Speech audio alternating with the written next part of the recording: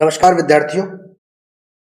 आज हम पश्चिमी राजनीतिक विचारकों के अंतर्गत प्रसिद्ध यूनानी विचारक अरस्तु के दास्ता संबंधी सिद्धांत के बारे में जानेंगे।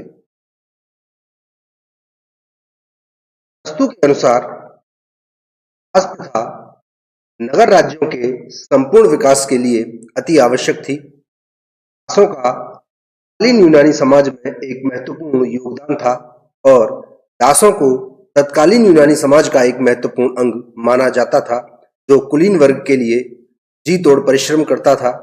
दासों को राष्ट्रीय संपत्ति माना जाता था। सर्वप्रथम सोफिस्ट विद्वानों ने इस अमानवीय प्रथा के विरुद्ध आवाज उठाई। उन्होंने कहा कि मनुष्य स्वतंत्र पैदा हुआ है, सभी मानव समान हैं और इसलिए समाज से दास प्रथा का बहिष्कार होना चाहिए। लेकिन अरस्तु जैसे विद्वानों ने यूनान में दास प्रथा को बढ़ावा दिया और सोफिस्टों का विरोध करते हुए इसे ग्रीक सभ्यता की उन्नति के लिए आवश्यक बात करते हैं। दास से अभिप्राय की अरस्तु ने अपनी पुस्तक पॉलिटिक्स में दासता संबंधी विचार प्रकट कर दासों को पारिवारिक संपत्ति का एक हिस्सा कहा है। के अनुसार दास वो है जो प्रकृति से अपना नहीं अपितु दूसरे का है, लेकिन मनुष्य है वह प्रकृति से दास है। इस प्रकार अरस्तु का मानना है कि दास अपनी प्रकृति से एक संपत्ति है और एक संपत्ति के रूप में होने के कारण दास का स्वयं पर कोई अधिकार नहीं। का तर्क है कि कोई भी संपत्ति स्वयं की स्वामी नहीं होती, अर्थात एक संपत्ति सदैव ही किसी स्वामी की आवश्यकता। वस्तुतः स्वामी के अभाव में संपत्ति से अलग अपना कोई स्वतंत्र अस्तित्व नहीं होता है। इससे भिन्न स्थिति स्वामी की है। स्वामी की संपत्ति पर पूर्ण अधिकार होता है। संपत्ति का स्वामी के लिए होता है और एक संपत्ति दास का अस्तित्व मात्र स्वामी के लिए।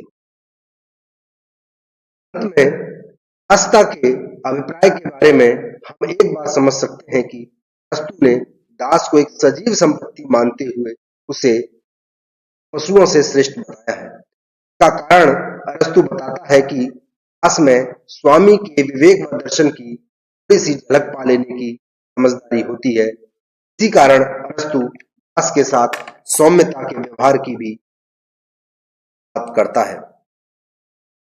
बात करते हैं कि अरस्तु जैसे विचारक ने दास प्रथा का समर्थन क्यों किया। सर्वप्रथम अरस्तु ने दासता को स्वाभाविक माना। के अनुसार दास है। कुछ व्यक्ति शासन करने के लिए पैदा होते हैं, जबकि कुछ शासित होने के है।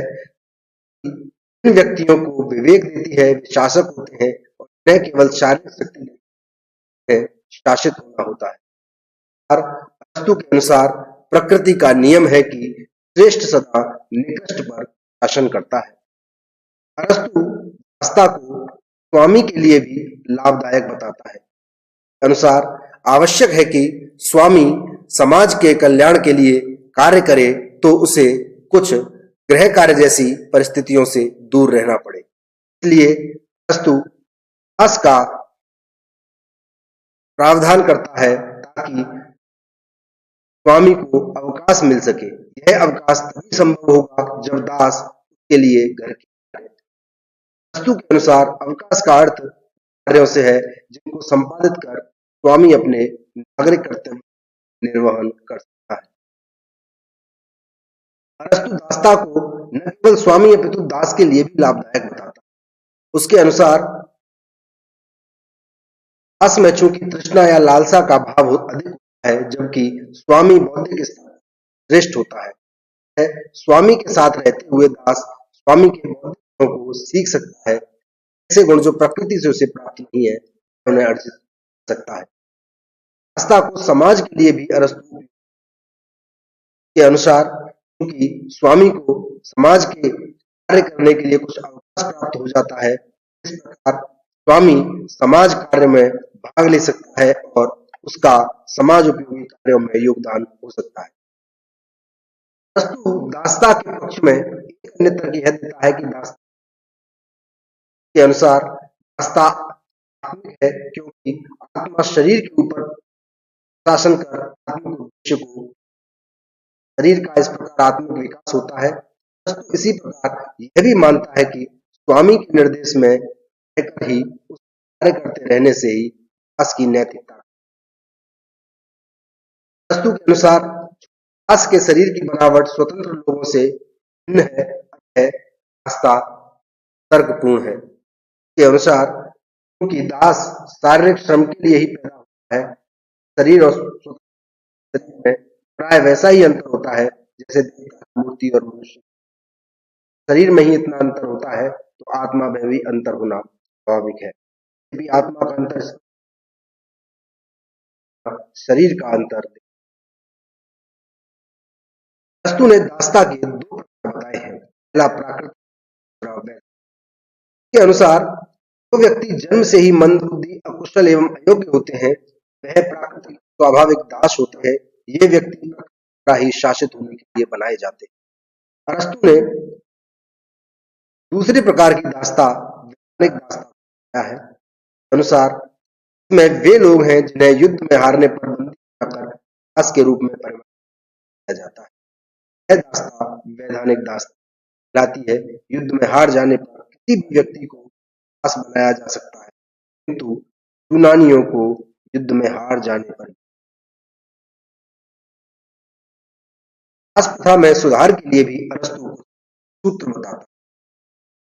क्योंकि दास प्रथा एक अमानवीय व्यवस्था थी और बारकर ने यह भी लिखा है कि अरस्तु ने अपनी वसीयत में यहां तक लिखा था कि उसके किसी भी दास को न जाए। अरस्तु ने दासों के प्रति कुछ मानवीय व्यवहार के सूत्र, जैसे स्वामी का कर्तव्य है कि वह दास की भौतिक एवं शारीरिक सुविधाओं का ध्यान रखे। दूसरा, अपनी मृत्यु के समय स्वामी दासों को मुक्त कर दे, दासों को उनकी कार्य क्षमता के अनुसार कार्य दिया जाए। स्वामी इस बात का ध्यान रखे कि दासों की संख्या सीमित रहे। दासों के प्रति अमानवीय व्यवहार करने वाले स्वामी को राज्य द्वारा दंडित किया जाए। यूनानी नागरिकों को दास नहीं बनाया जाए। दासता वंशानुगत न हो। यदि दास का पुत्र बुद्धिमान व योग्य है तो उसे दासता से मुक्त कर देना चाहिए। स्वामी द्वारा दास को अपने शरीर का अंग समझकर रखना। स्वामी को वचनबद्ध होना चाहिए कि यदि दास अच्छे कार्य करता है तो उसे मुक्त करेगा। अरस्तु की दासता संबंधी विचारों की आलोचना आते हैं। अरस्तु की दासता संबंधी विचार पूर्णतः अप्राकृतिक है। मनुष्य में भिन्नता तथा कुशाग्र बुद्धि के आधार पर अंतर होते हुए भी एक समानता होती है। ये आलोचना करना मानव व्यक्तित्व है और अरस्तु इसी आधार पर पॉलिटिक्स में दास प्रथा। सिद्ध विद्वान मैक्सी तो यहाँ तक कहता है कि अरस्तु की इस पॉलिटिक्स नामक पुस्तक को वैध घोषित कर दिया जाना। अरस्तु का दासता सिद्धांत परस्पर विरोधाभासी भी है। एक ओर तो अरस्तु दासों को विवेक शून्य मानता है, तो दूसरी ओर कहता है कि दास सीमित रूप में स्वामी के विवेक को समझ सकता है, इसलिए दास पशु से श्रेष्ठ है।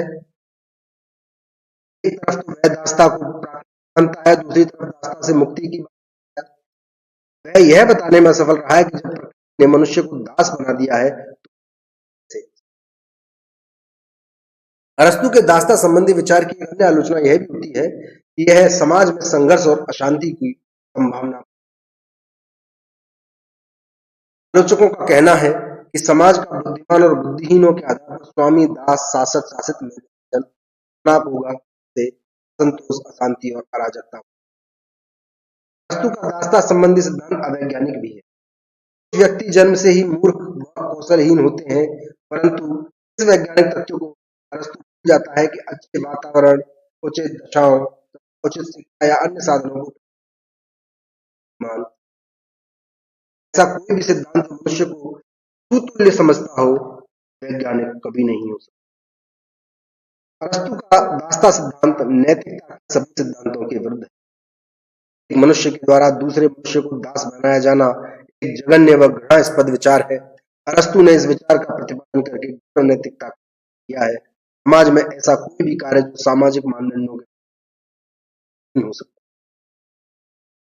अरस्तु के दासता संबंधी विचार की अन्य आलोचना यह होती है कि अरस्तु केवल स्वामी या नागरिक वर्ग को अवकाश की बात, वास्तव में अवकाश की बात अवकाश की आवश्यकता सभी को होती है।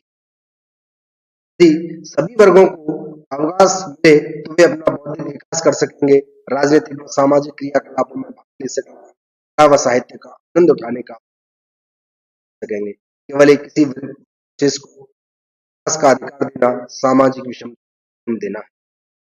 अब बात करते हैं अगली आलोचना की। दास पारिवारिक संपत्ति नहीं हो सकता। अरस्तु दास को सजीव संपत्ति मानता है। मानवीय दृष्टि से दास की पशु से तुलना करना अपने आप में मानवीय अपराध है, अतः दास परिवार की संपत्ति। अगली बात है कि अरस्तु शारीरिक श्रम की उपेक्षा करता है। अरस्तु दासता के विवेचन में कहता है कि शारीरिक काम करने वाले सभी श्रमिक दास हैं। वास्तव में यह दृष्टिकोण अत्यंत मूर्खतापूर्ण है कि शारीरिक काम करने वाले व्यक्ति यूनानी नागरिक हो दास नहीं होंगे। वास्तव में अरस्तु द्वारा शारीरिक कार्य करने वाले लोगों को दास बताना शारीरिक श्रम की उपेक्षा करना है। इस प्रकार आज के इसी व्याख्यान के अंतर्गत हमने अरस्तु के दासता संबंधी विचार के बारे में जाना। धन्यवाद।